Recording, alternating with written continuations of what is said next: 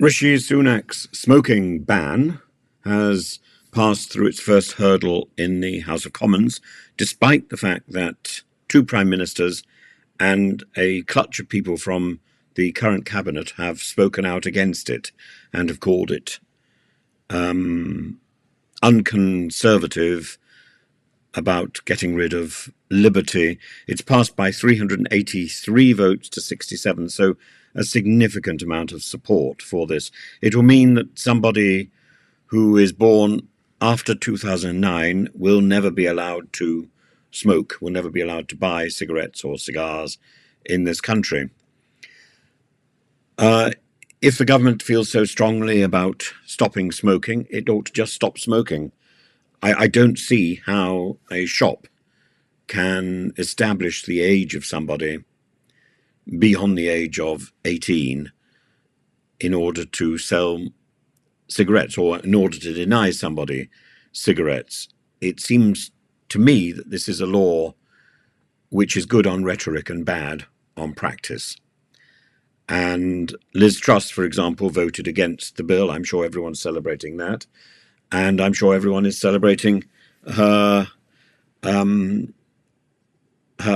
failure to be able to speak at the Conservative conference in Brussels, along with Nigel Farage. Nigel Farage, of course, for the first time now has been he can speak about himself being the victim of cancel culture and being the centre of attention. He was speaking as the police raided the site. I want to say the nightclub, and he sort of escaped, but you know he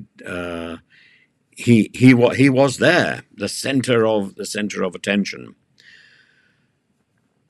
I think the banning of cigarettes in this form, because its practicality is so uncertain, no matter what the good intention, this has shades of the banning of alcohol in America during Prohibition, and I don't think it will play out well. I'm saying that as somebody who has never smoked and who finds it quite irritating walking down the street and having smoke puffed out of doorways. I don't think this is the way to do it, but it does measure the level of anti-smoking feeling in the country, and you know the law will not affect people who are allowed to buy cigarettes now. This will be an incremental law, which will introduce £100 on the spot fines to the shops that are selling tobacco to people who are considered underage.